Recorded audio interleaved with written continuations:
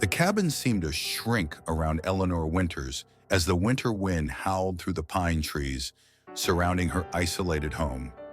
At 68, she had grown accustomed to the solitude that had become her constant companion since her husband Thomas succumbed to heart disease 3 years prior.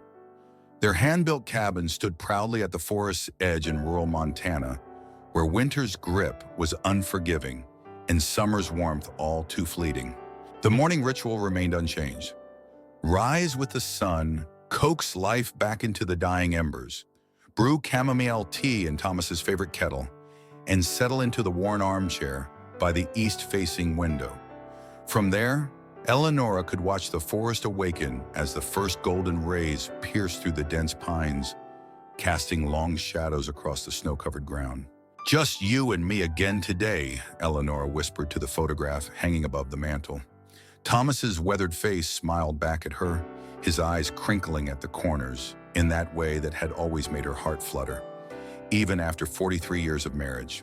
Her daughter Catherine called weekly from Minneapolis, her voice always tinged with the same question that remained unasked.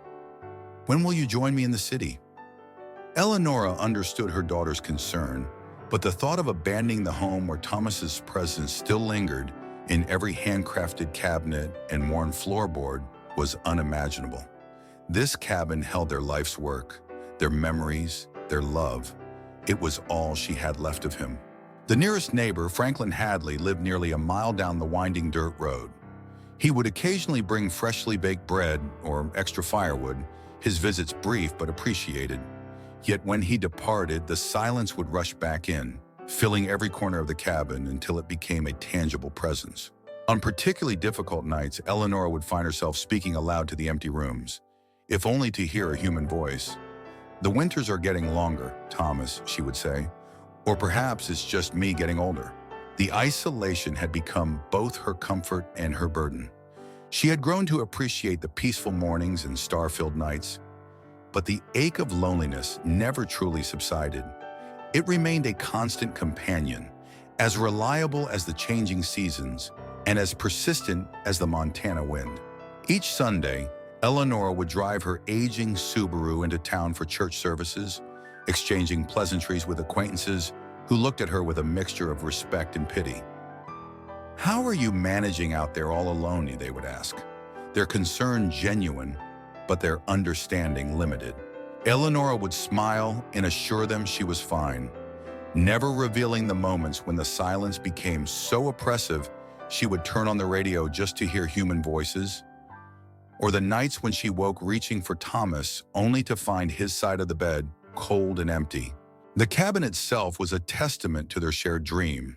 Thomas, a skilled carpenter, had designed and built much of it himself, with Eleonora working alongside him, learning to use tools that had initially seemed foreign in her hands. Each room held memories of their collaboration. The kitchen where they had laughed over failed recipes, the living room where they had danced to old records on snowy evenings, the porch where they had watched countless sunsets, their hands intertwined as the sky painted itself in brilliant oranges and purples. "You tell me to stop moping," Eleanor said to Thomas's photograph one particularly bleak December morning as snow piled against the windows.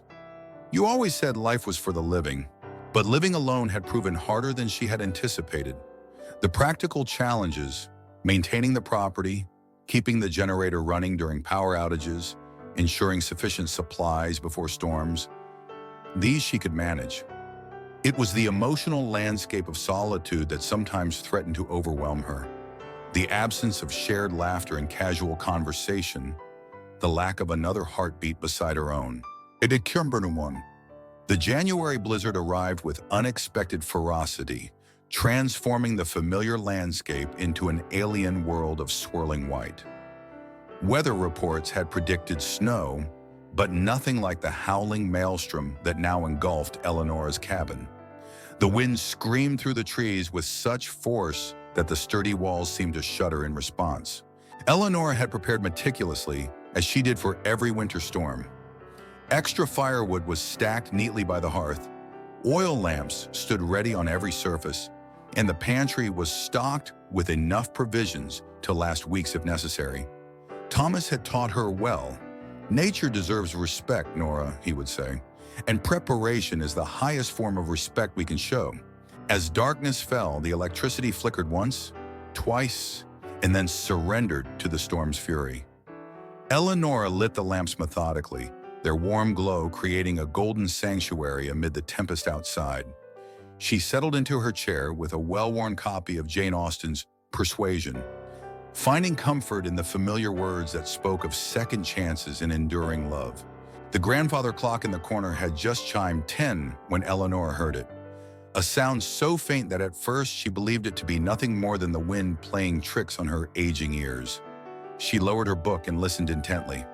There it was again, a whimper, barely audible above the storm's rage, coming from the direction of the front porch. "Probably a wounded deer," she murmured, recalling the previous winter when a young doe had sought shelter beneath her porch, its leg mangled in a hunter's forgotten trap. Eleonora had nursed it back to health over several weeks, and the memory of its trusting eyes still warmed her heart. She wrapped herself in Thomas's old sheepskin coat, its collar still holding the faintest trace of his scent. Pine and tobacco, and something uniquely him. With flashlight in hand, she cautiously opened the front door, bracing against the wind that immediately tried to wrench it from her grasp. The beam of light danced across the snow-covered porch, revealing nothing but drifts piling against the railing. Eleonora was about to retreat when another whimper reached her, this time clearly coming from beneath the wooden steps. She directed her light downward and gasped at what she saw. Half buried in the snow was a tiny creature, its dark fur barely visible against the white backdrop. It was a puppy, so small and fragile that Eleonora's heart constricted at the sight. Its eyes were closed, its little body shivering violently as the merciless cold worked to extinguish its life. "Oh, sweet heaven," Eleonora breathed, carefully making her way down the slippery steps. "How did you end up here, little one?" The puppy made no movement as she approached, save for the shallow rise and fall of its chest. When Eleonora gently scooped it into her hands, she was shocked by how light it was, barely more substantial than a teacup. Its fur was soaked through, its body temperature dangerously low. "Where's your mother?" Eleonora asked softly, scanning the surrounding darkness for any sign of an adult dog. But there was nothing. No tracks, no sounds, just the endless white of the blizzard stretching in every direction. The puppy's fur was a deep charcoal gray, and as Eleonora cradled it against her chest, it opened its eyes briefly. She caught her breath at the startling blue that gazed back at her, a blue so intense it reminded her of glacial ice, clear and piercing. "Let's get you inside before we both freeze to death," she whispered, turning back toward the welcoming light of her cabin. The wind seemed to fight her every step, as though the storm itself resented her rescuing this small life from its clutches. Snow lashed at her face, and her fingers grew numb around the flashlight. But Eleonora pressed forward, shielding the tiny creature against her body. By the time she reached the door, her coat was covered in a thick layer of snow, and she could no longer feel her toes inside her hastily donned boots. Once inside, with the door firmly latched against the storm, Eleonora felt the full weight of what she had done. She had brought a wild creature into her home, something she had never done before, despite her occasional kindnesses to the forest animals. The deer had remained outside, fed and tended, but never invited across the threshold that separated human domain from wilderness. "Well," she said to the barely conscious puppy, "it's too late to worry about that now. Achinum." Inside, Eleonora moved with the efficiency of someone accustomed to emergencies. She gently dried the puppy with her softest towel, murmuring reassurances as it whimpered weakly under her ministrations. The creature was so young that its eyes had only recently opened, its ears still folded against its head. "You can't be more than 3 weeks old," Eleonora said, carefully examining the puppy for injuries. "How did you survive out there?" She fashioned a makeshift bed from a cardboard box lined with flannel blankets, positioning it near the fireplace where the heat would gradually warm the puppy's chilled body. From the kitchen, she retrieved an eyedropper that Thomas had once used for his heart medication and warmed some milk on the wood stove. "This isn't ideal," she told the puppy as she carefully administered drops of milk into its mouth, but it will have to do until morning. Throughout the night, Eleonora maintained her vigil, dozing fitfully in the armchair beside the fire, waking every hour to check on her tiny charge. By dawn, when the storm had finally abated, leaving behind a transformed white landscape, the puppy had shown remarkable resilience. It was attempting to stand on wobbly legs, its eyes more alert, its whimpers stronger. "You're quite the survivor," Eleonora smiled, gently stroking the soft head. As morning light filtered through the frost-covered windows, she noticed subtle markings in the dark fur, a lighter mask around the eyes and a white-tipped tail. "I think I'll call you Lupo," she decided. "It suits you, like you've lupoed right out of the wilderness and into my life." The name seemed to please the puppy, who responded with a tiny tail wag that made Eleanor laugh for the first time in weeks. She spent the morning fashioning a more suitable bed, a wooden crate lined with an old down pillow, and improvising a feeding apparatus from a baby bottle she found in a box of Catherine's childhood things stored in the attic. By midday, the storm had passed completely, leaving behind a pristine world of white. The sun emerged, transforming the snow-laden branches into crystalline sculptures that scattered rainbow light across the drifts. Eleonora stood at the window, cradling Lupo against her chest, and marveled at the beauty that followed such violence. "Life finds a way," she murmured, feeling the steady heartbeat of the puppy against her own. Even in the harshest conditions, the roads would remain impassable for days, the telephone lines down indefinitely. Eleonora and Lupo were isolated together, their fates intertwined by circumstance and choice. As she gazed down at the sleeping puppy, Eleonora felt something she hadn't experienced since Thomas's death, a sense of purpose, of responsibility for something beyond herself. "We'll figure this out together," she promised. And in that moment, the cabin seemed less empty, the silence less oppressive. Outside, a cardinal landed on a snow-covered branch, its brilliant red plumage a defiant splash of color against the monochrome landscape. Eleonora took it as a sign, life continuing, adapting, finding beauty even in the depths of winter. Over the next few days, as the roads remained impassable, Eleonora cared for Lupo with increasing confidence. She called Dr. Nathaniel Blackwood, the veterinarian in town, who provided guidance over the crackling phone line. "From your description, Mrs. Winters, it sounds like you might have a husky mix or perhaps a Malamute," he said. "They're hardy northern breeds which might explain how it survived the cold. Try feeding it warm milk mixed with a raw egg yolk and some ground meat if you have it. When the snowplows clear the main road, bring it in for a proper examination." Eleonora followed his instructions diligently, and Lupo thrived under her care. The puppy grew at an astonishing rate. Each morning, Eleonora swore she could see a difference from the night before. Within weeks, Lupo's fuzzy puppy coat began to give way to thicker, more lustrous fur.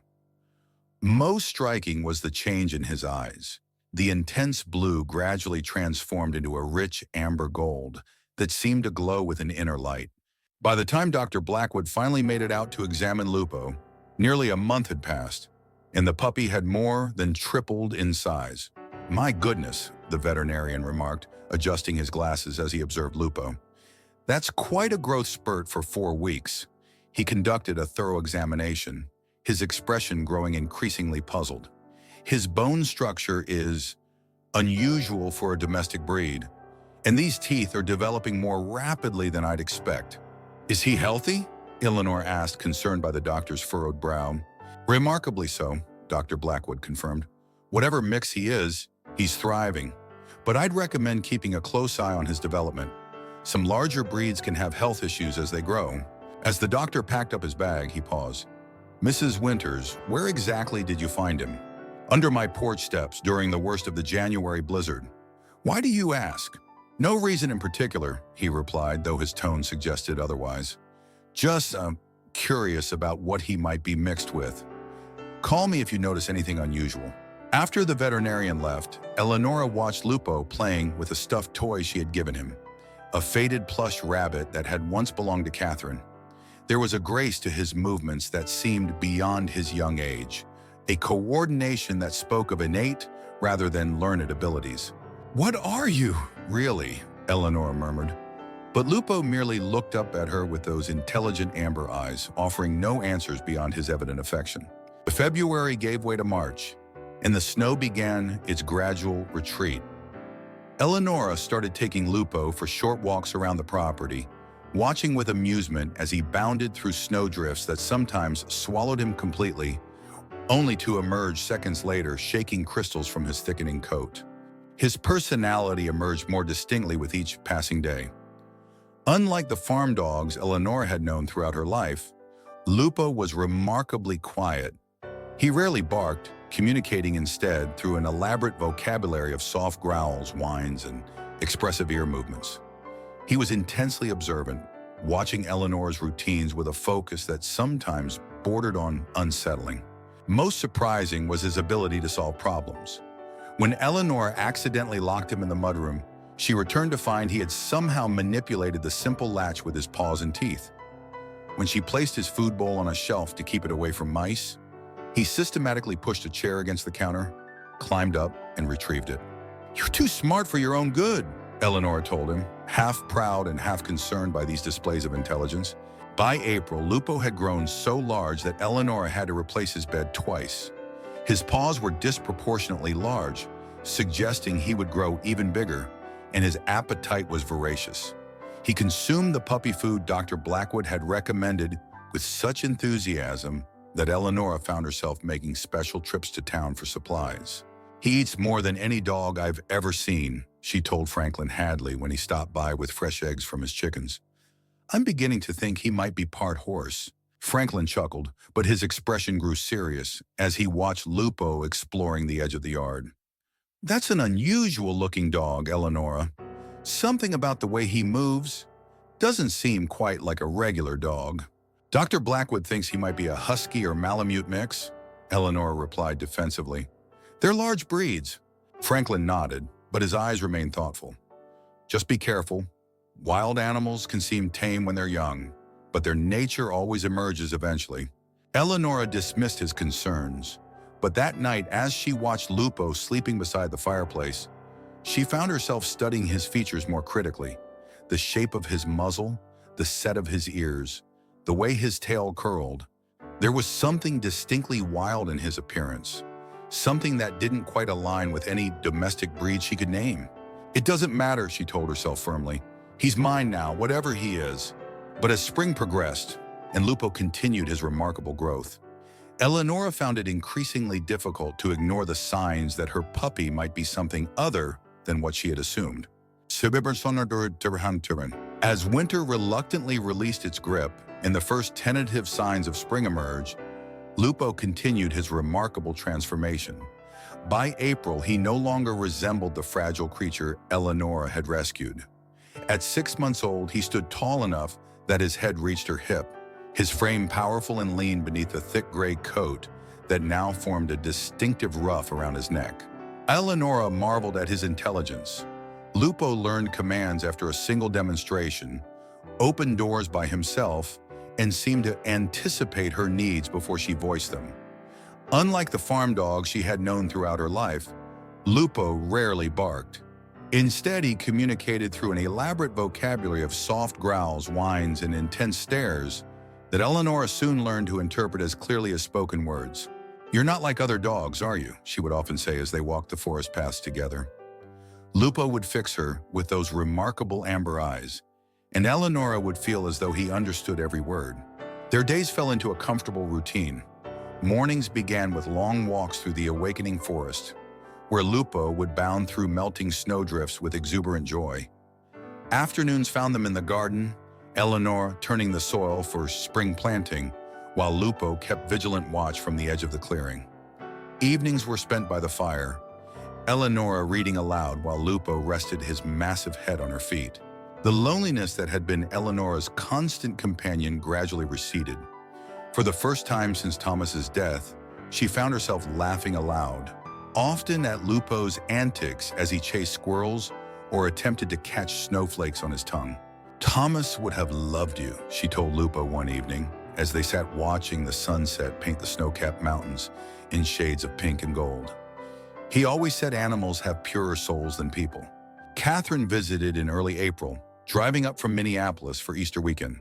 She arrived with armfuls of groceries, urban gossip, and barely concealed concern for her mother's isolated lifestyle. Her reaction to Lupo was immediate and visceral. "Good grief, Mom," she exclaimed, stepping back as Lupo approached to investigate the newcomer. "What kind of dog is that? He's enormous. Dr. Blackwood thinks he's a northern breed mix," Eleonora replied, placing a reassuring hand on Lupo's head. "He's perfectly gentle, Catherine, just a bit protective." Catherine remained skeptical, keeping a careful distance throughout her visit. She watched with concerned eyes as her mother interacted with the massive animal, the easy familiarity between them both touching and troubling. "I worry about you out here alone," she confessed on her final evening, as they sat on the porch watching the stars emerge. "What if something happened? What if you fell or got sick?" "I'm not alone anymore," Eleonora replied simply, gesturing to where Lupo lay at her feet. "And Franklin checks on me regularly." "I'm fine, Catherine. Better than I've been in a long time, actually." Catherine studied her mother's face in the fading light, noting the color in her cheeks, the brightness in her eyes that had been absent during her previous visits. "He's been good for you," she acknowledged reluctantly. "But still, promise you'll consider coming to stay with me next winter. The cabin gets so isolated when the snow is heavy." "I'll think about it," Eleonora promised, though they both knew she wouldn't leave. This was her home, her connection to Thomas, and now her place with Lupo. After Catherine departed, life settled back into its comfortable rhythm. Spring advanced rapidly, transforming the landscape from white to green to a riot of wildflowers that carpeted the meadow behind the cabin. Lupo continued to grow, his body becoming more powerful, his movements more graceful and assured. It was in May, when the forest had fully awakened from its winter slumber, that Eleonora first noticed what she would later recognize as warning signs. The full moon hung low and bright in the night sky, casting silver light through the bedroom window. Eleonora was awakened from a deep sleep by a sound that sent chills down her spine, a long, mournful howl that seemed to reach into something primal within her. She found Lupo standing at the window, his massive form silhouetted against the moonlight, head thrown back as another haunting howl emerged from his throat. The sound was nothing like a dog's bark or even a typical howl. It was wild, ancient, a call that seemed to echo across vast distances and time itself. "Lupo," Eleanor whispered, her voice trembling slightly. "Stop that! You'll wake the entire forest." Lupo turned to face her, and Eleonora took an involuntary step backward. In the moonlight, his eyes glowed with an eerie luminescence, and his posture was suddenly unfamiliar, more predator than companion. For the first time since bringing him into her home, Eleonora felt a flicker of unease. The moment passed quickly. Lupo's posture relaxed, and he padded over to nuzzle her hand as he always did, seeking affection. Eleonora released the breath she hadn't realized she was holding and stroked his head. "You startled me, that's all," she said, as much to reassure herself as anything. "Come back to bed now." But as she lay awake in the darkness, Lupo curled at her feet. Eleonora couldn't shake the memory of those glowing eyes, and the way they had looked through her rather than at her, as though for a moment Lupo had been somewhere else entirely, answering a call she couldn't hear. The howling episodes continued with increasing frequency as spring progressed into early summer. Always they came at night, usually during the full moon, but occasionally when distant coyotes could be heard calling from the hills. Eleonora grew accustomed to the sound, even finding a strange beauty in Lupo's mournful cries. But she couldn't ignore the way her neighbors reacted when they heard the howls echoing across the valley. "That's no dog you've got there," Franklin commented during one of his visits, his expression troubled. "Dogs bark or bay. That's a wolf's howl if ever I heard one." "Don't be ridiculous," Eleonora replied, though the words lacked conviction. "Wolves are much larger and they're wild. Lupo is just unusual." But Franklin's words planted a seed of doubt that grew with each passing day. Eleonora began observing Lupo more critically, noting the characteristics that had seemed merely distinctive before, but now took on new significance. The shape of his skull, the amber eyes set at a slight angle, the way he moved with a fluid economy of motion, unlike any domestic dog. One evening, unable to quiet her growing suspicions, Eleonora opened her laptop and searched for images of North American gray wolves. What she saw made her hands tremble so badly she had to close the computer. Every image could have been a photograph of Lupo. "It can't be," she whispered, looking across the room to where Lupo lay watching her with those intelligent eyes. "You can't be a wolf." But the evidence was becoming impossible to ignore, and with it came a growing fear, not of Lupo himself, whom she trusted implicitly, but of what might happen if others realized what he truly was. As Sadiri, by the time Lupo's first birthday approached, the changes were impossible to ignore. He now weighed well over 100 pounds, his frame powerfully muscled beneath a thick gray coat. His face had elongated into a distinctive muzzle, and his teeth, particularly the canines, had grown impressively large and sharp. Eleonora found herself making excuses when neighbors commented on Lupo's unusual appearance. "He's a northern breed mix," she would say, probably some Alaskan Malamute and Husky in there. But privately, she had begun to harbor doubts. Lupo had devlupod behaviors that seemed distinctly unwild. He dug deep dens beneath the porch and in the far corners of the yard. He became increasingly territorial, marking the boundaries of Eleonora's property and growling when strangers approached. Most concerning were his disappearances, initially brief absences that gradually extended into hours, sometimes an entire day. Eleonora would call for him frantically, hiking the forest paths until her arthritic knees protested, only to have him return on his own, often with evidence of a successful hunt visible on his muzzle. She began keeping him leashed during their walks, but Lupo grew increasingly restless under the constraint, pulling with such strength that Eleonora's shoulders ached for days afterward. Franklin Hadley stopped by one summer afternoon, bringing freshly harvested vegetables from his garden. His truck had barely come to a stop in the driveway when Lupo emerged from beneath the porch, hackles raised, a low growl rumbling from deep in his chest. "Good Lord, Eleonora," Franklin exclaimed, remaining in his truck with the door firmly closed. "What kind of beast are you keeping these days?" "It's just Lupo," Eleonora called, hurrying from the garden. "He's protective, that's all." "Lupo, settle down. It's just Mr. Hadley." Lupo reluctantly ceased growling but remained tense, his amber eyes fixed unblinkingly on the visitor. Franklin cautiously stepped from his truck, keeping it between himself and Lupo. "That's not a dog, Eleonora," he said quietly, handing her the basket of vegetables over the truck bed. "I've hunted these mountains for 40 years. I know a wolf when I see one." "Don't be ridiculous," Eleonora laughed, though the sound held no humor. "Wolves are much larger, and they're wild. Lupo is just a mixed breed with some unusual features." Franklin's expression remained grave. "You need to be careful. That animal isn't what you think it is." After he left, Eleonora sat on the porch steps, her heart racing as she watched Lupo patrol the perimeter of the yard, his movements fluid and predatory. She thought of his rapid growth, his changing eyes, the howling at the moon, the increasing wildness in his behavior. That evening, she opened her laptop, a gift from Catherine that she rarely used, and searched for images of North American gray wolves. What she saw made her hands tremble so badly she had to close the computer. Every image could have been a photograph of Lupo. "It can't be," she whispered, looking across the room to where Lupo lay watching her with those intelligent eyes. "You can't be a wolf."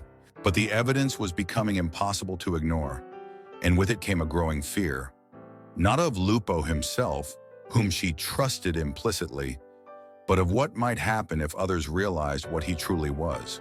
Keeping wolves was illegal in Montana without proper permits and facilities.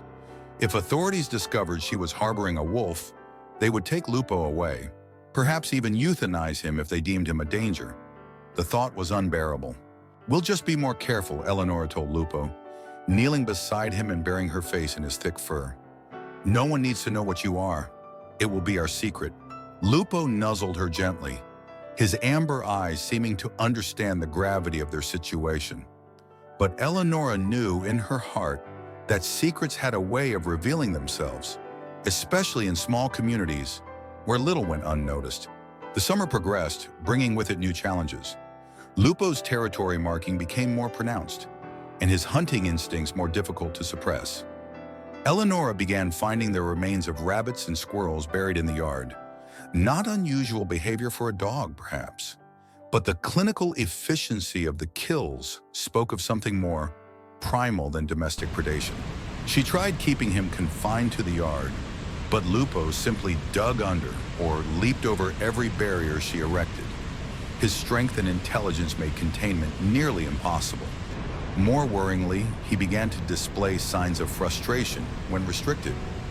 Pacing restlessly, destroying furniture, howling for hours despite Eleonora's attempts to quiet him.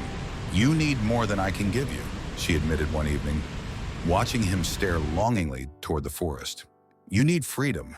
But freedom for Lupo meant danger. Danger from hunters who might mistake him for a wild wolf.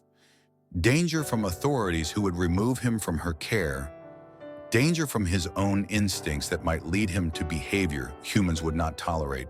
Eleonora found herself caught in an impossible situation, loving a creature whose true nature was increasingly at odds with the life she had envisioned for them both. She began to understand that her desire to keep Lupo as a pet was selfish, a way to fill the void left by Thomas's death rather than a response to what Lupo himself needed. "What am I going to do with you?" she asked softly, stroking his massive head as they sat on the porch, watching fireflies rise from the meadowgrass. Lupo leaned against her leg, his warmth a comfort against the cooling evening air, his presence both reassuring and increasingly problematic. The answer came sooner than Eleonora expected, and in a form she could never have anticipated. The incident that shattered Eleonora's carefully maintained denial occurred on a golden afternoon in late September. She was harvesting the last of the season's tomatoes, her basket nearly full, when Lupo suddenly went rigid beside her. A low growl began deep in his chest, building in intensity until it vibrated through the ground beneath Eleonora's knees. She looked up to see what had triggered such a response and spotted a young mule deer at the forest's edge. It had wandered into the clearing and was cautiously nibbling at fallen apples beneath the old tree Thomas had planted their first year in the cabin. Before Eleonora could react, Lupo exploded into motion. He crossed the yard with breathtaking speed, a gray blur against the autumn colors. The deer bolted, but too late. Lupo launched himself in a powerful leap, bringing the animal down with a precision that spoke of instinct rather than training. "Lupo, no!" Eleonora screamed, dropping her basket and running toward them. "Stop!" Her words had no effect. With a swift, terrible efficiency, Lupo clamped his powerful jaws around the deer's throat.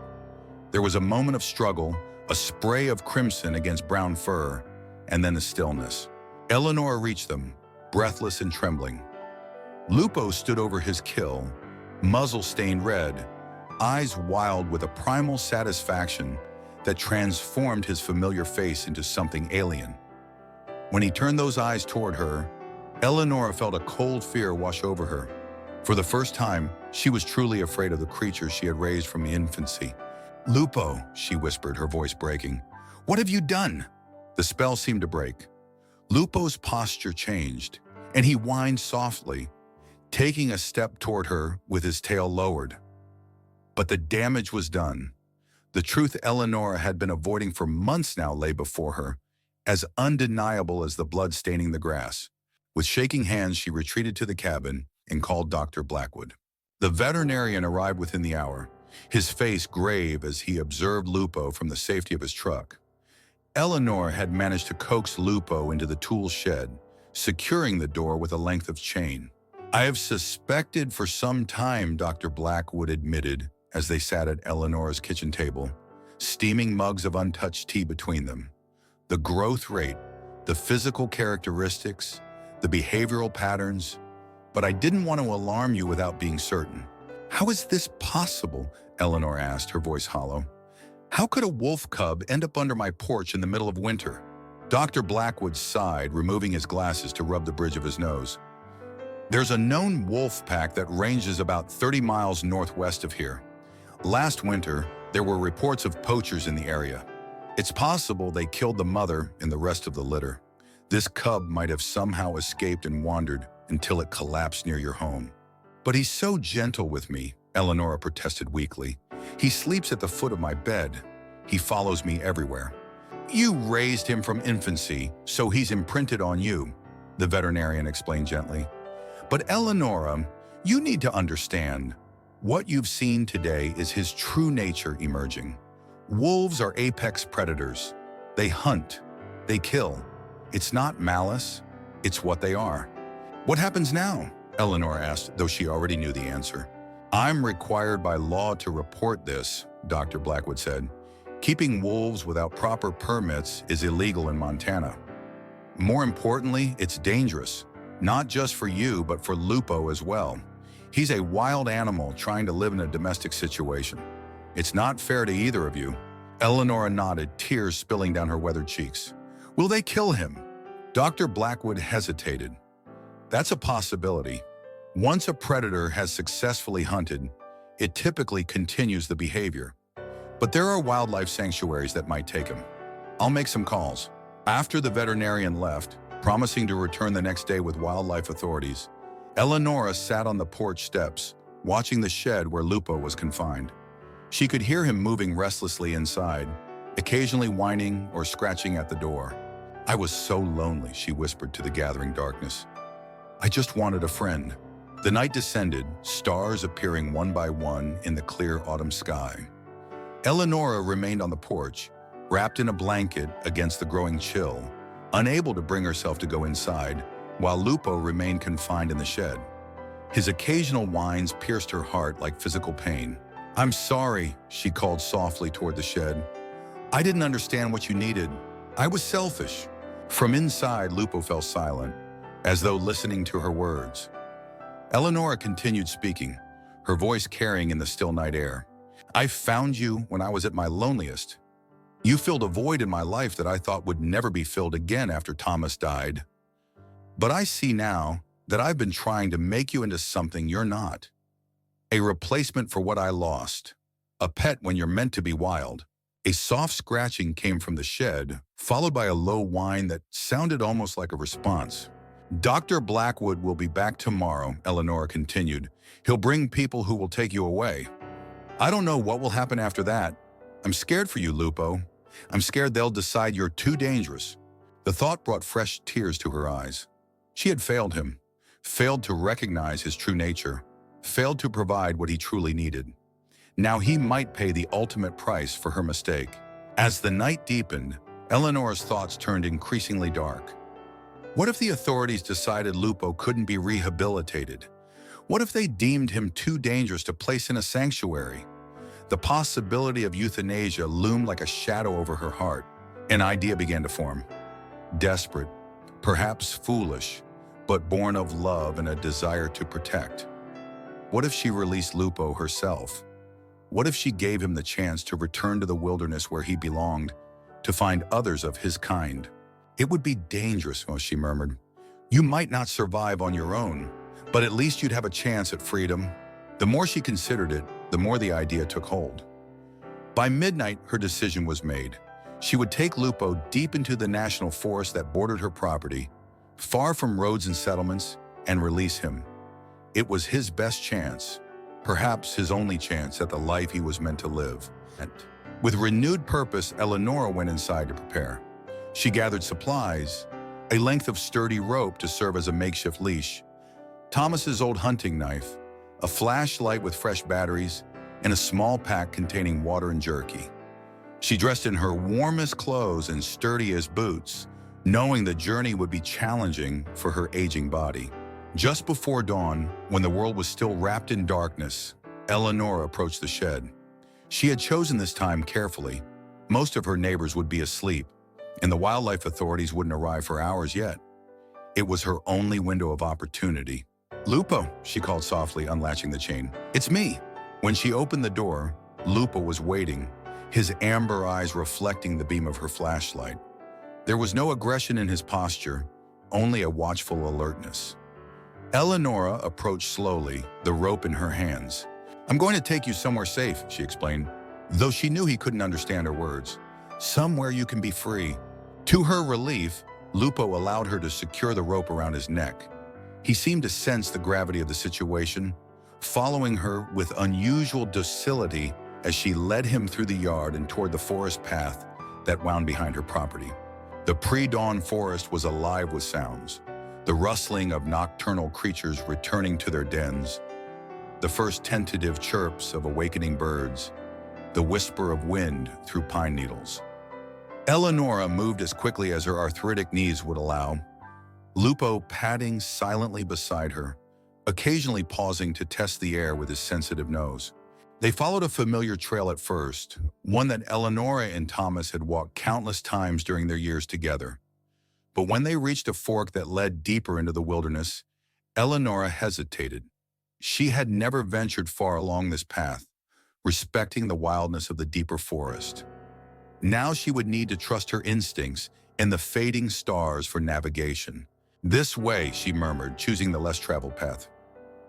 Lupo followed willingly, though she sensed a growing excitement in him as they moved farther from human habitation.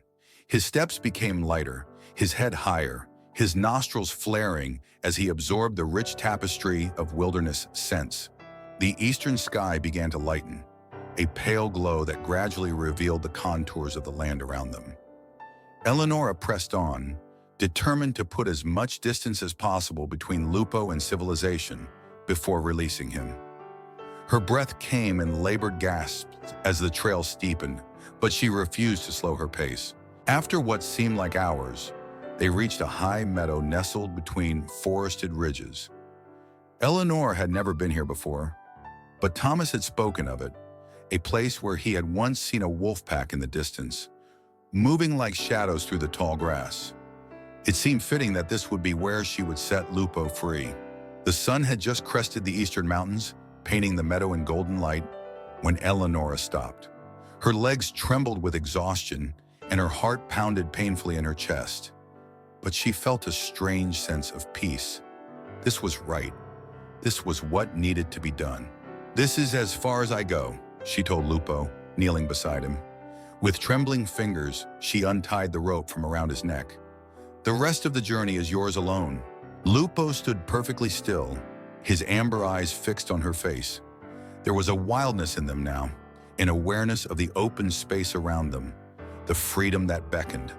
But there was something else too, a recognition, perhaps even gratitude, that made Eleonora's throat tighten with emotion.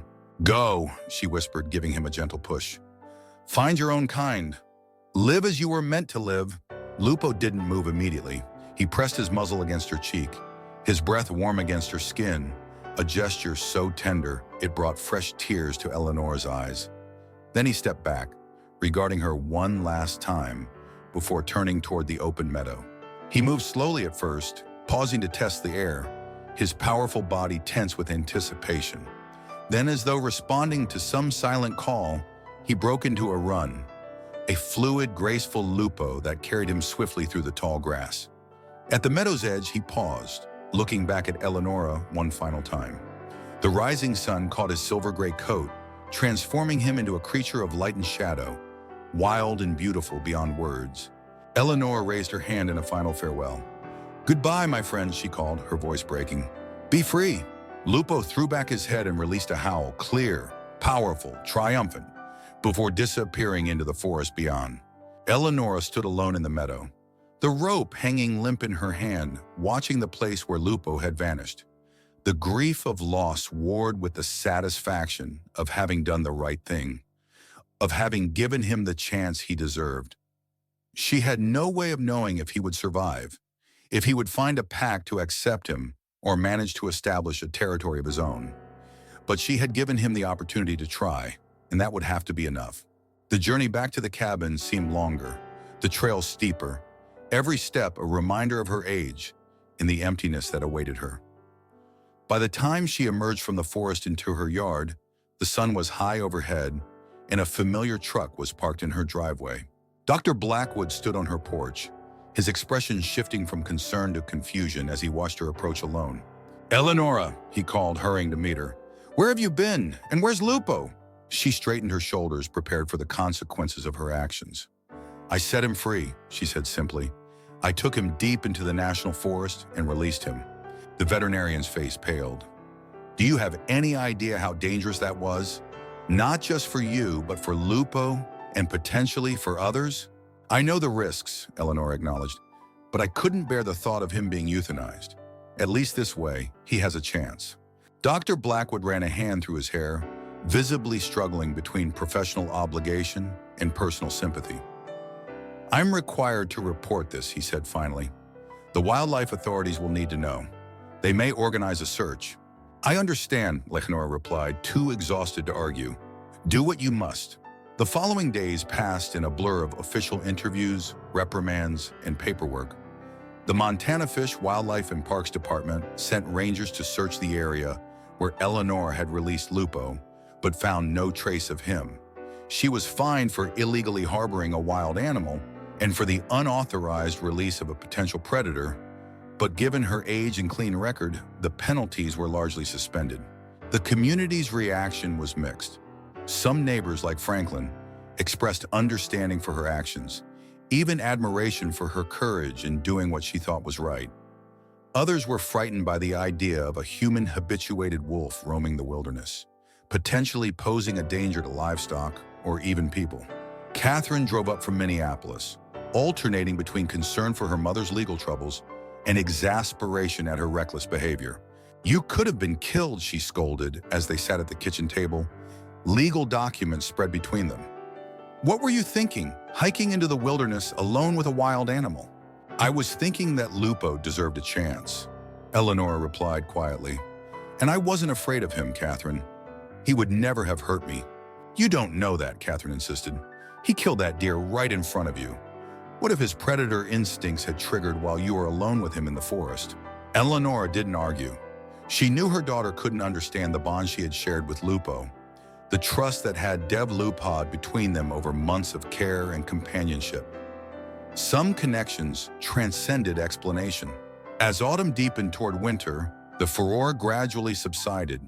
The rangers reported no wolf sightings in the area where Lupo had been released, leading them to conclude he had either perished or migrated to a different territory. Eleanor preferred to believe the latter, imagining him running free with others of his kind, finally where he belonged. The cabin seemed impossibly empty without him. No click of nails on the hardwood floors. No warm body pressed against her as she sat reading. No soft breathing from the foot of her bed. The silence that had been her burden before Lupo's arrival returned, heavier now for having been briefly lifted. On particularly difficult nights, Eleanor would stand on her porch and listen for distant howls, hoping against hope to hear Lupo's distinctive voice among the wilderness sounds. But the forest kept its secrets, and the wolves, if they were there, remained hidden from human perception.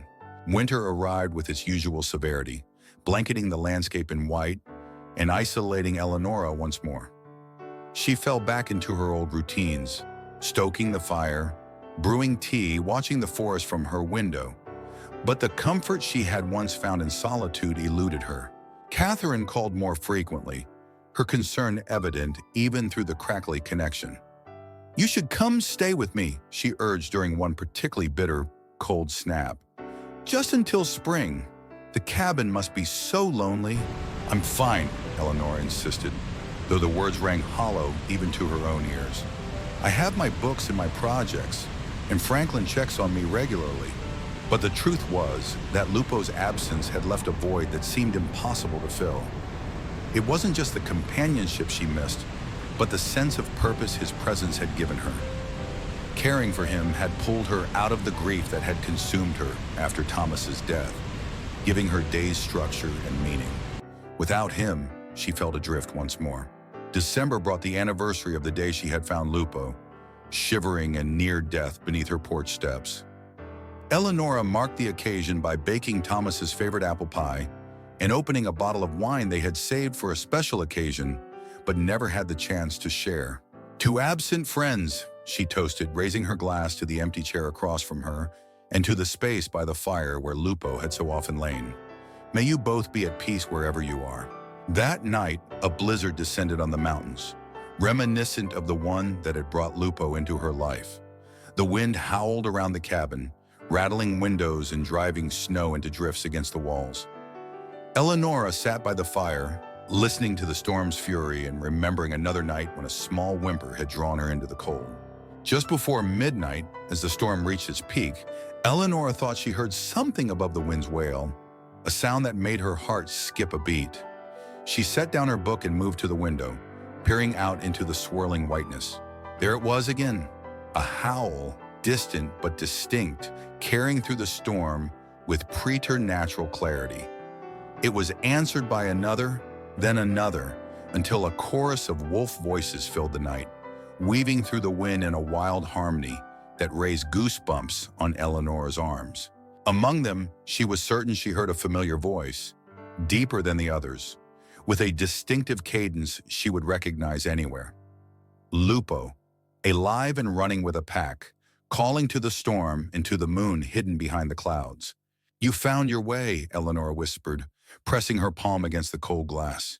"You found where you belong." There was no way to be certain, of course. The storm and distance could have distorted the sounds, and her own desperate hope might have shaped what she heard. But in her heart, Eleonora knew. Lupo had survived. He had found others of his kind. He was free. The knowledge brought both joy and a deeper sense of loss. The finality of their separation settled over her like the snow blanketing the forest, beautiful in its completeness, painful in its permanence. Lupo had moved beyond her reach, into a world where she could not follow. As the howls faded and the storm continued its assault on the cabin, Eleonora returned to her chair by the fire. The emptiness remained, but something else had joined it. A quiet pride in having done the right thing, in having given Lupo the chance to find his true path, even at the cost of her own happiness. "We all have our own journeys," she murmured, picking up her book once more. "Even when they lead us away from those we love." Amaria Basur. Word spread quickly through the small community. By nightfall, Eleonora had received 3 concerned phone calls from neighbors, and Catherine had called in a panic after hearing the news secondhand. "Mom, why didn't you tell me?" her daughter demanded. "I'm coming out there tomorrow." "You can't stay alone in that cabin with a wild animal." "Dr. Blackwood has already called the authorities," Eleonora replied wearily. "They'll be here in the morning to take Lupo away." "Good," Catherine said firmly. "And then you're coming to stay with me in Minneapolis, at least for a while?" "This is exactly why I've been worried about you living alone out there." Eleonora didn't argue. The thought of the empty cabin without Lupo's presence was unbearable. Perhaps Catherine was right. Perhaps it was time to leave the memories behind. She slept fitfully that night, waking often to the sound of Lupo's occasional howls from the shed. Each cry seemed to pierce her heart. She had failed him, she thought. Failed to recognize what he truly was. Failed to provide what he truly needed. Just before dawn, Eleonora was startled awake by the sound of vehicles approaching. She hurried to the window, expecting to see Dr. Blackwood and the wildlife officials. Instead, she was horrified to see 3 pickup trucks pulling into her driveway, their headlights illuminating the pre-dawn darkness. Several men emerged, carrying rifles. Eleonora recognized them immediately. Marcus Jenkins from the hardware store, the Peterson brothers who owned the local hunting lodge, and several others from town. They moved with grim purpose toward the shed where Lupo was confined. Without stopping to put on a coat, Eleonora rushed outside, her heart pounding with fear. "Stop!" she shouted, running down the porch steps. "What do you think you're doing?" Marcus turned, his expression hard in the truck's headlights. "Step aside, Eleonora. We're handling this problem before someone gets hurt." "The wildlife authorities are coming in the morning," Eleonora said, placing herself between the men in the shed. "This is not your decision to make." "By then it might be too late," one of the Peterson brothers called out. "That wolf's already killed once. What if it gets loose and goes after someone's kid next time?" "He's secured in the shed," Eleonora replied, her voice steady despite her fear. "And if you take one step closer, I'll call the sheriff and have you all arrested for trespassing and attempted destruction of protected wildlife." The men hesitated, exchanging uncertain glances. "You can't protect it forever, Eleonora," Marcus said finally. "That thing doesn't belong here." "Neither do men with guns on my property in the middle of the night," she retorted. "Now leave before I make that call." After a tense standoff, the men reluctantly returned to their trucks. As they drove away, one called out the window, This isn't over. Eleonora stood in the yard long after their taillights had disappeared, trembling with a mixture of fear and anger. From inside the shed, Lupo had fallen silent, as though sensing the danger that had just passed. The incident left Eleonora shaken and more determined than ever to ensure Lupo's safety. She spent the remaining hours before dawn sitting on the porch steps, a shotgun across her lap, not loaded, but a visible deterrent should the men return. The eastern sky was just beginning to lighten when she heard another vehicle approaching. This time it was Dr. Blackwood's familiar truck, followed by a white van with government plates. Eleonora set aside the shotgun and rose stiffly to greet them, her body protesting the night spent in the cold. "You look exhausted," Dr. Blackwood observed as he approached. "Did something happen?" Eleonora briefly recounted the confrontation with the men from town. The veterinarian's expression darkened. "I was afraid of something like this," he said. "People fear what they don't understand, and wolves trigger something primal in the human psyche." "Will he be safe now?" Eleonora asked, looking toward the white van where two uniformed wildlife officers were preparing equipment. "As safe as we can make him," Dr. Blackwood assured her. "I've been in contact with the Montana Wildlife Conservation Center. They're willing to take him, at least temporarily." The wildlife officers approached, introducing themselves as Ranger Sarah Collins and biologist Michael Reeves from the State Department of Fish, Wildlife, and Parks. "Dr. Blackwood has briefed us on the situation," Ranger Collins said, her tone professional but kind. "We'd like to examine the wolf before making any decisions." Eleonora led them to the shed, her heart heavy with the knowledge that these moments would be her last with Lupo. When she opened the door, he was waiting, alert but calm, his amber eyes immediately finding hers. "He's magnificent," biologist Reeves murmured, observing Lupo from a respectful distance. "A pure gray wolf from the look of him, probably around a year old, which matches your timeline of finding him as a cub." Ranger Collins consulted a tablet. "We have records of a poaching incident northwest of here last winter. A female wolf was killed, and there was evidence of cubs that weren't accounted for. This could be one of them."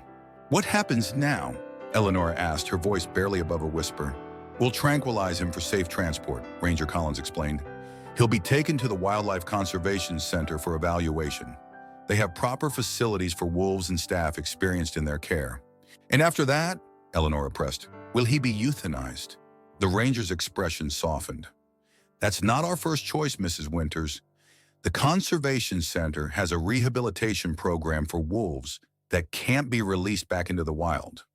Given that this wolf was raised by humans from such a young age, he would likely fall into that category." Relief washed over Eleonora, followed immediately by a fresh wave of grief. Lupo would live, but she would lose him either way. "May I have a moment with him?" she asked. "Oh, before you take him?"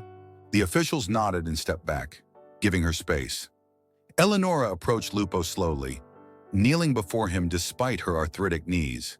He watched her with those intelligent eyes that had always seemed to understand more than should be possible. "I'm sorry," she whispered, wrapping her arms around his powerful neck. "I didn't know what you were.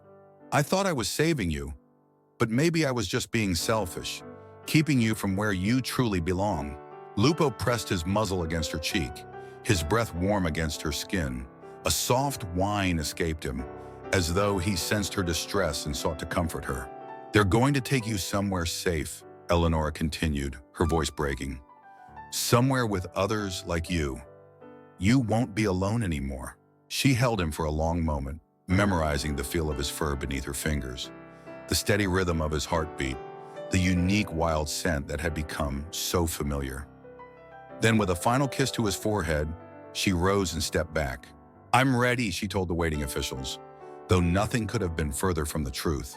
Biologist Reeves approached with a tranquilizer gun, his movements slow and deliberate.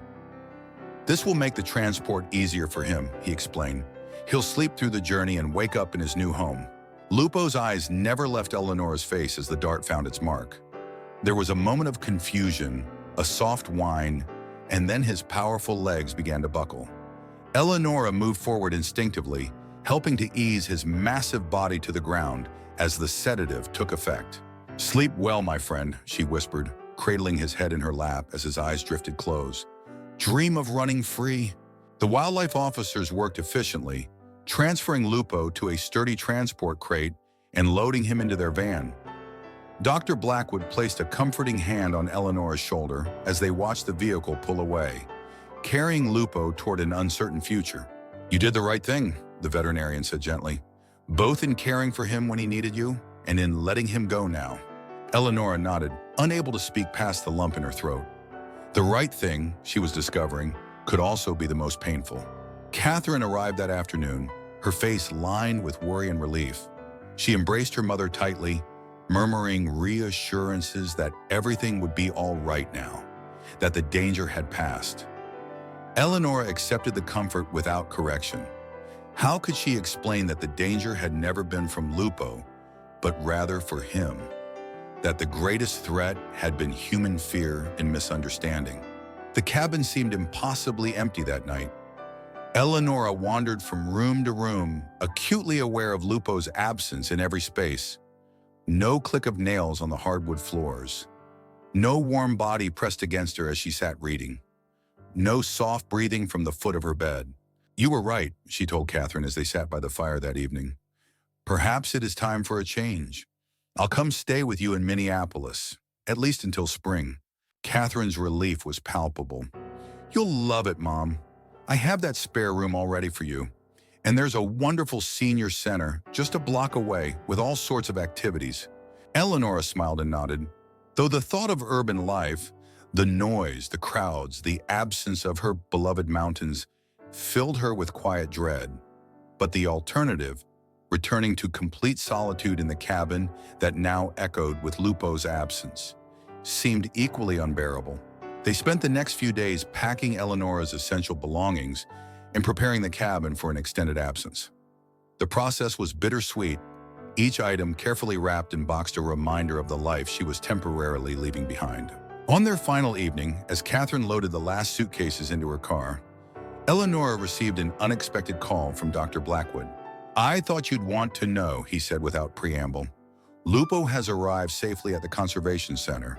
The staff there have already taken to calling him Timber because of his unusual size and coloring." "How is he?" Eleanor asked, her heart racing. "Adjusting well, from what they tell me.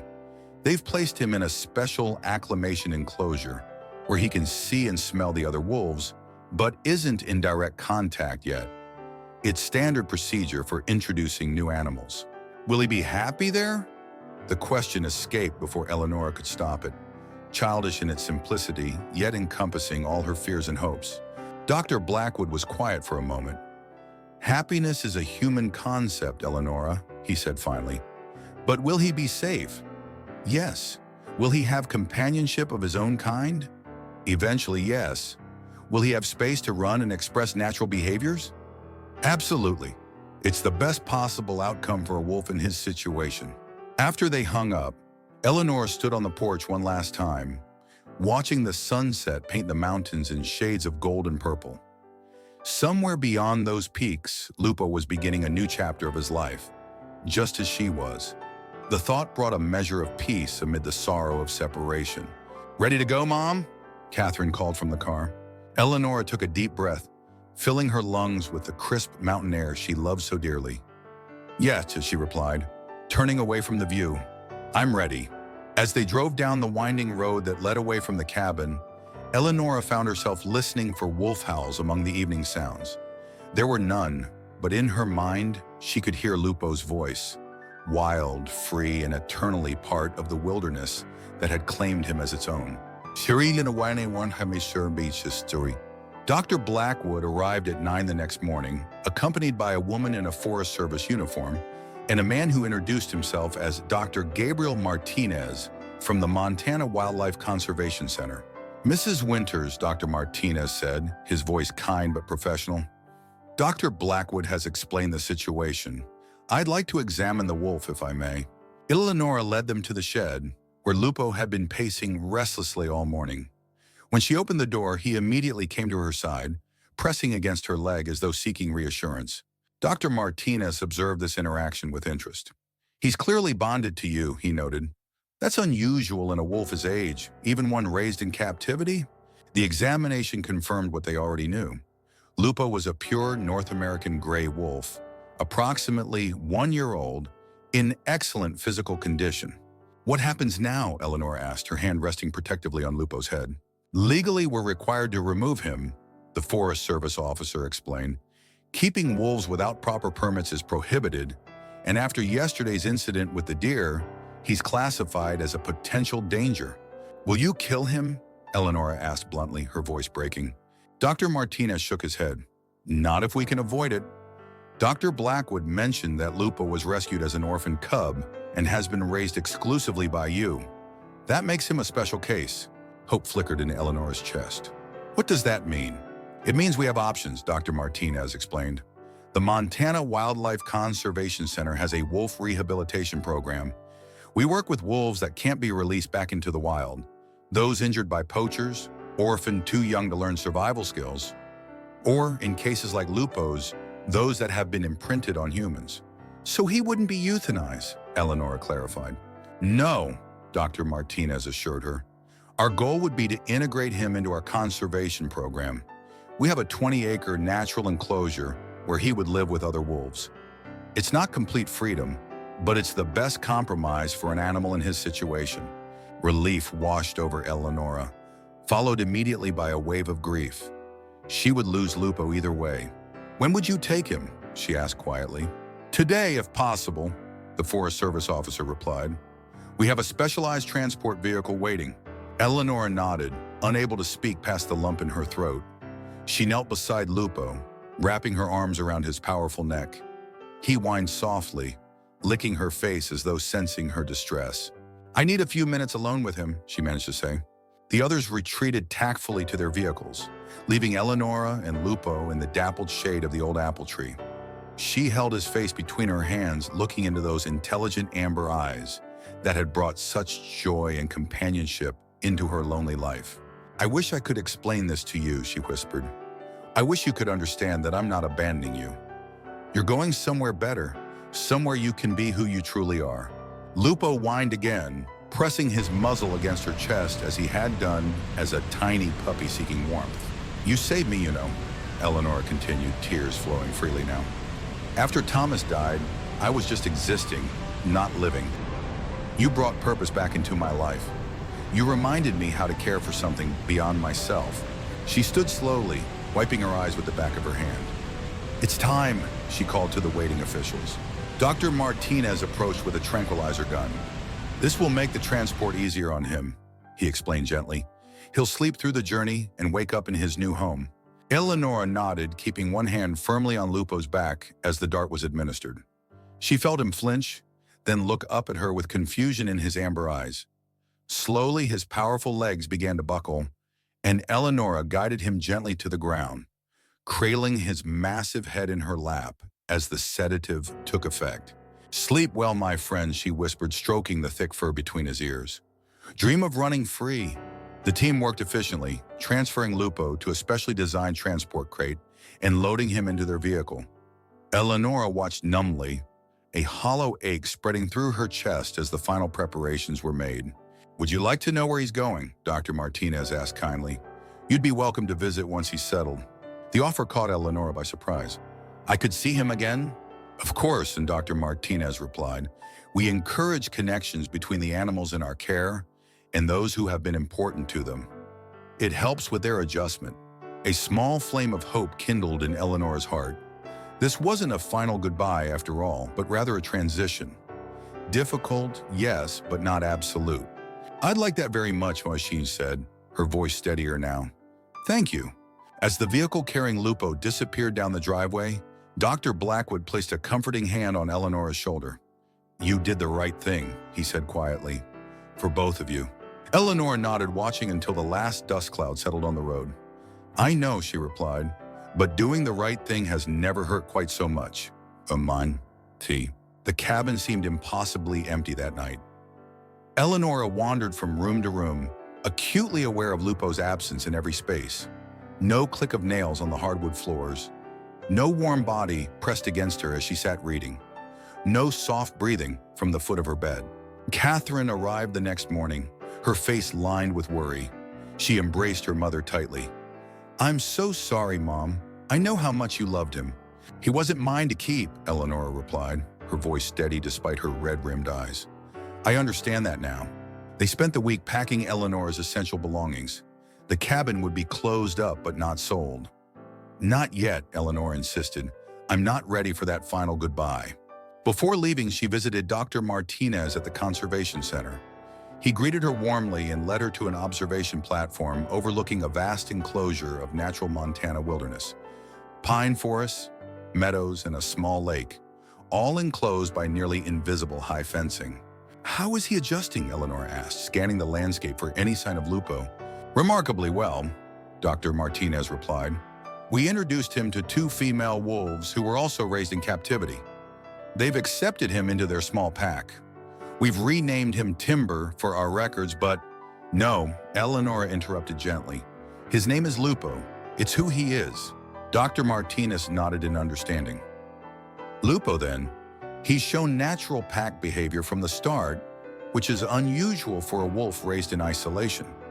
It's as though he instinctively knew what to do. Because that's who he always was, Eleanor said softly.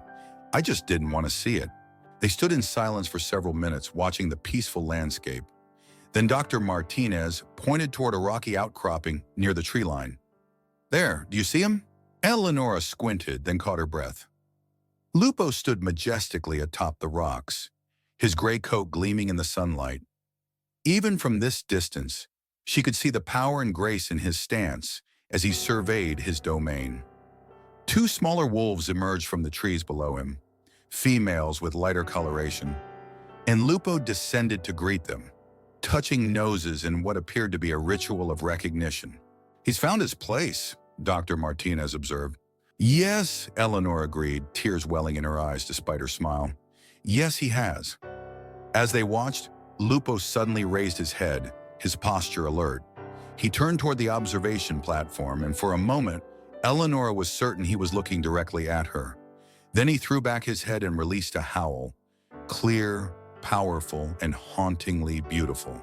The sound echoed across the enclosure, and the female wolves joined in, creating a wild harmony that seemed to touch something ancient in Eleanor's soul. He knows you're here, Dr. Martinez said quietly. Wolves never forget those who are part of their pack. Eleanor nodded, unable to speak. She watched as Lupo and his new companions lupoed into the forest, disappearing among the trees.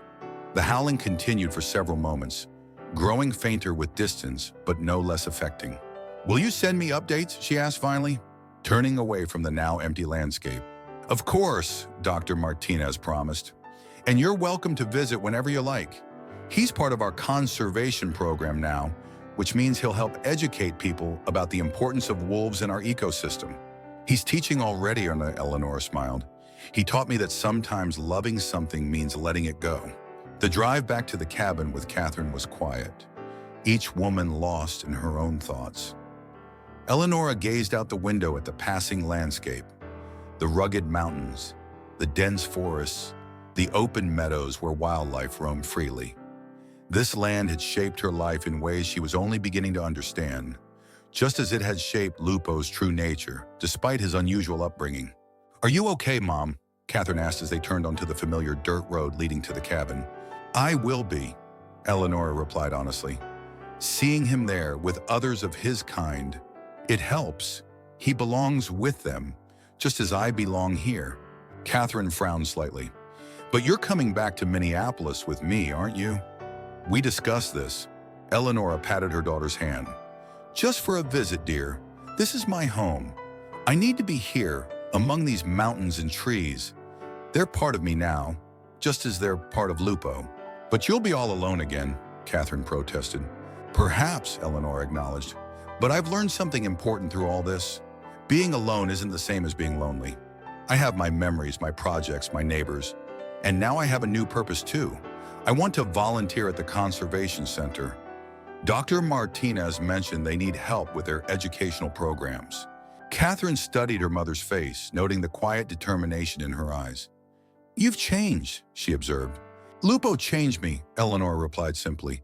He reminded me that life doesn't end with loss. It just takes a different path. 6 months later, Eleonora stood before a group of wide-eyed children at the Montana Wildlife Conservation Center. Behind her, a large viewing window revealed a section of the wolf enclosure where visitors could sometimes glimpse the inhabitants. Wolves are not the villains of fairy tale, she was explaining, her voice animated with passion for her subject. They're intelligent, social animals that play a vital role in keeping our ecosystem healthy and balanced. A little girl with pigtails raised her hand. But aren't they dangerous? All wild animals deserve our respect, Eleanor replied. Wolves generally avoid humans. Most of the stories about wolves attacking people are just that, stories. In reality, you're more likely to be injured by someone's pet dog than by a wild wolf. Have you ever touched a real wolf? A boy in the front row asked skeptically. Eleanor smiled. As a matter of fact, I have. The alpha male of the pack that lives here at the center was raised by me when he was a tiny cub. I found him during a blizzard, half frozen under my porch steps. The children gasped collectively, their attention completely captured. His name is Lupo, Eleanor continued, and for almost a year he lived with me in my cabin. I didn't know he was a wolf at first. I thought he was just an unusual dog. But as he grew, his true nature emerged. Did he bite you? Another child asked eagerly. Never, Eleanor assured them. He was gentle with me because I had cared for him from infancy. But he's a wild animal, and eventually I realized that he needed to be with others of his kind. That's why he lives here now, where he can be both safe and true to his nature. As if on cue, movement at the far end of the enclosure caught their attention. A large gray wolf emerged from the trees, followed by two smaller females, and to Eleanor's delight, 3 half-grown cubs with fuzzy gray coats. Look, she exclaimed, pointing toward the window. That's him! That's Lupo! The children pressed against the glass, their eyes wide with wonder as they watched the wolf family move gracefully through the tall grass. He has babies, the little girl with pigtails squealed. Yes, Eleanor confirmed proudly. Those are his cubs. They were born this spring. Lupo is teaching them everything they need to know about being wolves, how to hunt, how to communicate, how to be part of a pack. As the group watched, Lupo paused, his head turning toward the observation window. For a breathtaking moment, his amber eyes seemed to lock with Eleanor's across the distance. There was no way he could see her through the specially designed glass. Yet she felt the connection between them as tangibly as if he stood beside her. He's looking at her, one of the children whispered in awe. He's looking at me, Eleanor thought, but said nothing, treasuring the private moment of recognition. After the educational session ended and the children departed with their teachers, Dr. Martinez joined Eleanor at the viewing window. Lupo and his family had moved closer, the cubs tumbling playfully while their parents watched with patient vigilance. They're beautiful, Eleanor said softly. I never imagined I'd see him as a father. He's an excellent one, Dr. Martinez replied, very protective and surprisingly patient with the cubs. The staff have noticed that he's unusually tolerant of human presence too. Not friendly exactly, but less wary than most wolves. We attribute that to his early experiences with you. I'm glad those experiences didn't prevent him from finding his place here, Eleanor said. That was my greatest fear, that I had somehow ruined him for a natural life. On the contrary, Dr. Martinez assured her, you gave him a foundation of security and care that allowed him to thrive once he was introduced to his own kind. And now his offspring will contribute to wolf conservation efforts across the country. The thought warmed Eleanor's heart. Lupo's legacy would extend far beyond their brief time together, touching lives and ecosystems she would never see. It was more than she could have hoped for when she'd rescued that tiny, shivering cub from the snow. I have something for you, Dr. Martinez said, reaching into his pocket. He handed Eleanor a small velvet pouch. The cubs had their first veterinary examination last week. We took first samples for DNA records, and I thought you might like to have this. Inside the pouch, Eleanor found a small glass vial containing several strands of soft gray fur. From one of the cubs? She asked, deeply touched by the gesture. Yes, Dr. Martinez confirmed. The female with the white chest patch. She reminds me a bit of Lupo when he first arrived. Curious about everything, not a trace of fear. Eleanor closed her fingers around the vial, this tangible connection to Lupo's continuing story. "Thank you," she said simply, words inadequate to express her gratitude. As spring turned to summer, Eleonora settled into a new routine.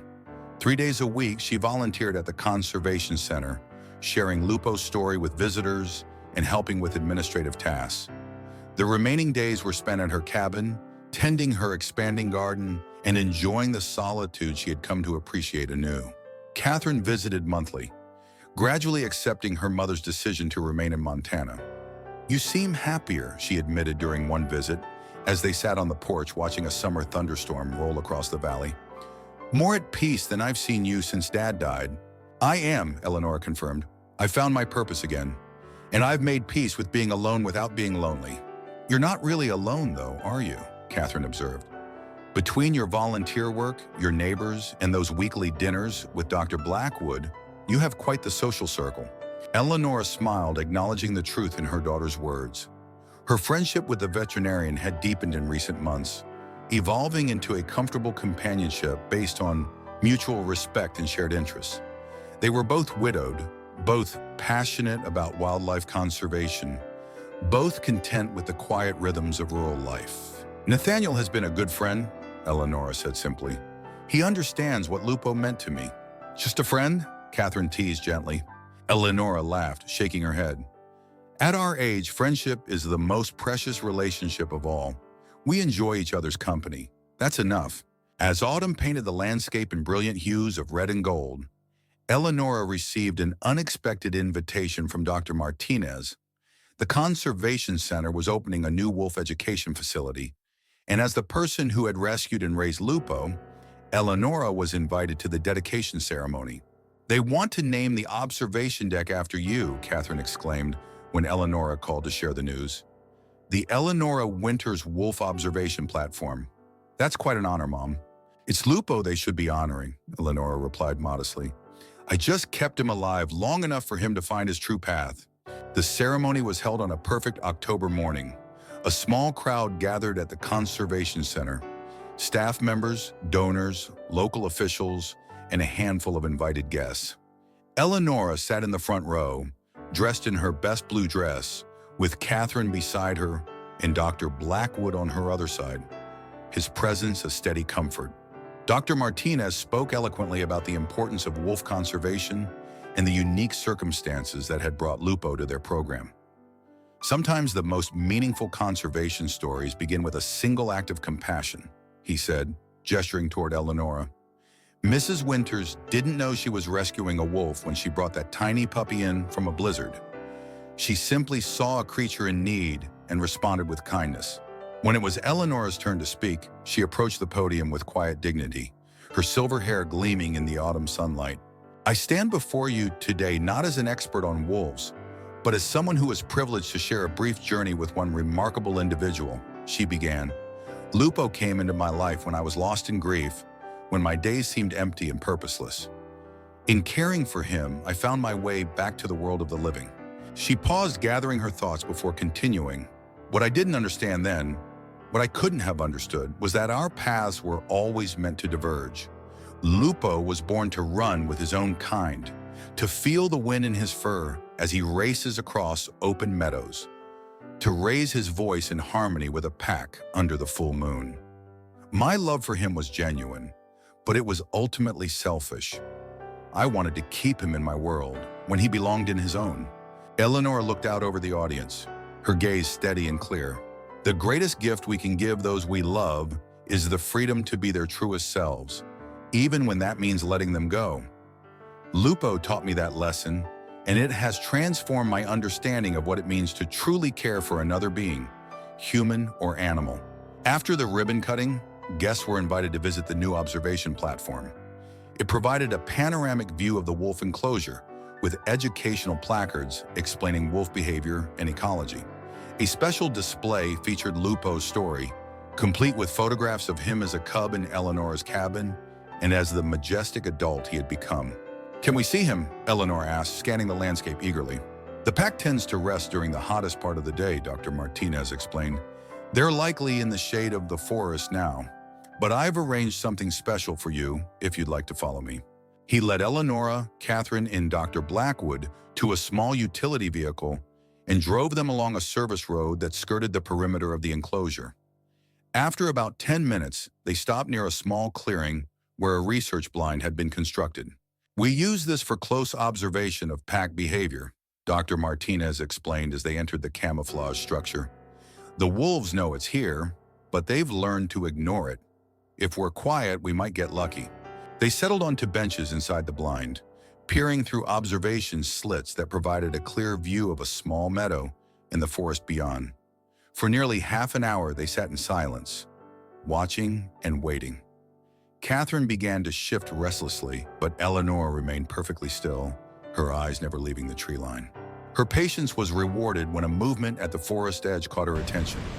A wolf emerged cautiously from the shadows, one of the females, her coat a lighter gray than Lupo's. She paused, sniffing the air, then turned back toward the trees and made a soft chuffing sound. Two more wolves appeared, the cubs now nearly grown, their adolescent awkwardness giving way to the graceful movements of young adults. They bounded into the meadow, playfully nipping at each other's flanks. The female watched them indulgently for a moment before her attention snapped back to the forest. And then Lupo stepped into the sunlight. Eleanor's breath caught in her throat. He was magnificent, larger and more powerful than she remembered, his thick coat gleaming silver gray in the sunlight. He moved with a fluid grace that spoke of absolute confidence in his strength and position. The younger wolves immediately ceased their play, turning toward him with what could only be described as deference. "That's him," Eleonora whispered, tears welling in her eyes. "That's my Lupo." As if hearing his name across the impossible distance, Lupo suddenly raised his head and looked directly toward the blind. His nostrils flared as he tested the air, and for a heart-stopping moment, Eleonora was certain he had detected her presence. Then, to everyone's astonishment, Lupo broke away from his pack and began moving purposefully toward the blind. The female made a soft sound of inquiry, but he ignored her, his focus unwavering as he approached. "This is unusual," Dr. Martinez murmured. "He normally avoids man-made structures." Lupo stopped about 20 feet from the blind, his amber eyes fixed on the observation slit through which Eleonora watched him. He stood perfectly still, his posture alert but not aggressive. "He knows," Eleonora whispered. "Somehow he knows I'm here." Slowly, careful not to make any sudden movements, she rose from the bench and moved closer to the observation window. Lupo tracked her movement, his eyes never leaving her face. "Be careful," Catherine cautioned, but Eleonora barely heard her. In that moment, there was only Lupo, the tiny, shivering puppy she had rescued, the playful companion who had filled her lonely days with joy, the magnificent wild creature who now stood before her in his true form. The distance between them was more than physical. It spanned the divide between domesticity and wildness, between human intention and natural law. And yet, in his unwavering gaze, Eleonora saw recognition. Not the eager affection of a pet, but something deeper and more profound.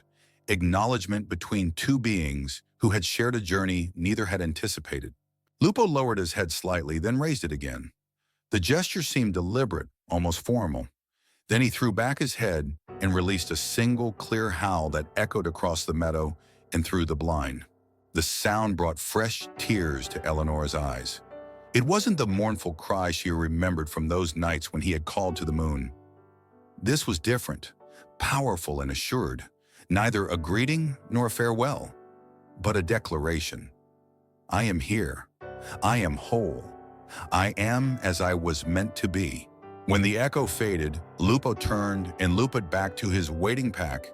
Together, they disappeared into the forest, leaving the meadow empty and silent. "I've never seen anything like that," Dr. Martinez said quietly. "In all my years working with wolves, I've never witnessed such deliberate communication with a human." "We were family once," Eleonora replied simply. "Some bonds transcend species." They drove back to the main facility in the thoughtful silence.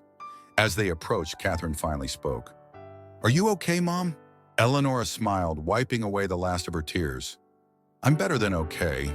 I needed to see him like this, in his element, with his family. Now I can truly let him go." That evening, as they drove back to the cabin, Eleonora felt a profound sense of completion. The circle that had begun on that snowy January night had finally closed.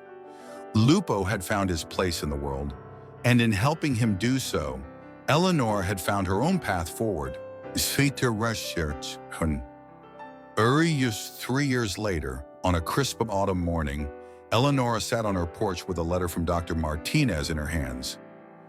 Dr. Blackwood, Nathaniel, as she now called him, sat beside her, his presence a quiet comfort as she read the news. The letter contained both celebration and farewell. Lupo's pack had thrived, producing multiple litters of healthy cubs that had been integrated into conservation programs across the country. Lupo himself had reached the venerable age of 7, a respectable lifespan for a wolf in captivity, and had maintained his position as the alpha male until the end. It is with both sadness and a sense of completion that I inform you of Lupo's passing, Dr. Martinez had written. He died as he lived, with dignity and on his own terms. We found him at dawn 2 days ago, lying peacefully on the rocky outcropping that had always been his favorite vantage point. There was no sign of illness or injury. It appears his heart simply stopped during the night. His mate and offspring gathered around him in what our staff observed as a kind of vigil before we could retrieve his body. Eleonora read the words through tears that blurred the ink. She had known this day would come. Wolves rarely live beyond 8 or 9 years, even in protected environments. But the finality of it still struck her heart with unexpected force.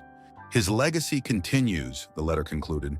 His descendants now number more than 30 wolves spread across 5 conservation programs. The genetic strength and intelligence that made him exceptional live on in them. In many ways, Lupo's contribution to wolf conservation will endure for generations. Beside the letter was a small package.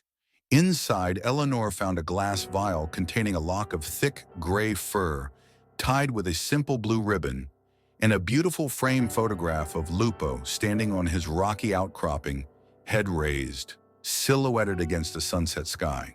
Nathaniel placed a comforting hand over hers. "I'm so sorry, Eleonora. I know what he meant to you." "Don't be sorry," she replied, her voice steady despite her tears. "He lived exactly the life he was meant to live.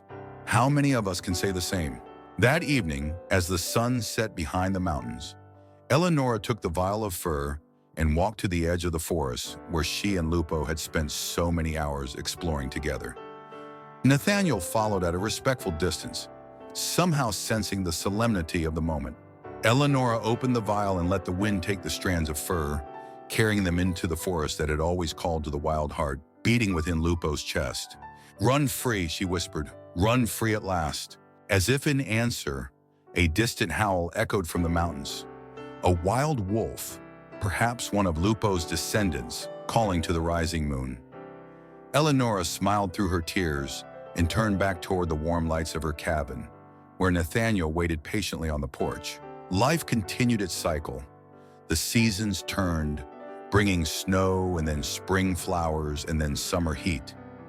Eleonora divided her time between her volunteer work at the Conservation Center and quiet evenings with Nathaniel, whose friendship had gradually deepened into something more, a gentle companionship that asked nothing but offered much.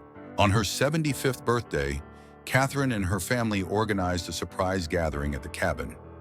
Friends from town, neighbors, even Dr. Martinez made the journey to celebrate with her.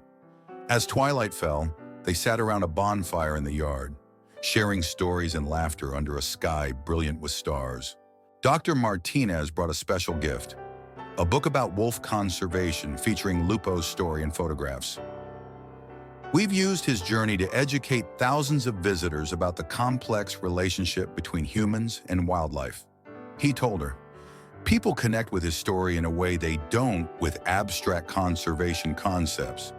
"He would have approved," Eleonora smiled, running her fingers over a photograph of Lupo with his first litter of cubs. He always did have a flair for the dramatic. Later, as the party wound down and guests began to depart, Eleonora found herself alone at the edge of the yard, gazing toward the distant mountains now silvered by moonlight. The years had etched deeper lines into her face and whitened her hair, but her eyes remained clear and bright, reflecting the starlight. Nathaniel joined her, wrapping a shawl around her shoulders against the evening chill. "Penny, for your thoughts?" Eleanor smiled. "I was thinking about paths, how rarely they lead where we expect them to. When Thomas died, I thought my life was essentially over. I was just waiting out my time. Then a blizzard brought a wolf cub to my door, and everything changed. Do you ever regret it?" Nathaniel asked. "Knowing what you know now about what Lupo truly was?" Eleonora considered the question carefully before answering. "No," she said finally. "Even with the heartbreak of letting him go, I wouldn't change a moment of it. Lupo taught me that love doesn't always mean possession. Sometimes it means recognizing the true nature of what you love and honoring it, even when that's difficult." She turned to look at the gathered friends and family, their faces illuminated by the dying bonfire. "And he brought me back to life. After he left, I could have retreated back into solitude. Instead, I found the courage to rebuild, to strengthen my connections with Catherine and the community, to find purpose beyond mere existence, to open my heart again." Her gaze lingered on Nathaniel, whose steady presence had become such an essential part of her life. He smiled, understanding the unspoken sentiment. "You found your own path," he said. "We all do eventually," Eleanor replied. "Sometimes we just need a wild friend to show us the way." As if in response to her words, a lone howl echoed from the distant mountains, a wild voice calling across the night. Eleonora smiled, listening until the sound faded into silence, carrying with it memories of a small puppy shivering in the snow, a powerful wolf running through summer meadows, and the enduring bond between two souls who had found each other across the divide of species and circumstance. The wild had called to Lupo, and he had answered. But in his passing through her life, he had awakened something equally wild and true in Eleonora: the courage to embrace life in all its unpredictability, to love without possessing, and to find beauty in both companionship and letting go. As she turned back toward the warmth and light of her cabin, where friends and family awaited, Eleonora carried that wildness within her, a flame kindled by a wolf named Lupo, who had lupoed into her life on a snowy night and changed its course forever. Daron Narnan Tunimurmi. 5 years later, a young woman stood before a captivated audience at the Montana Wildlife Conservation Center. Behind her, a large viewing window revealed a section of the wolf enclosure where several gray wolves moved gracefully through the tall grass.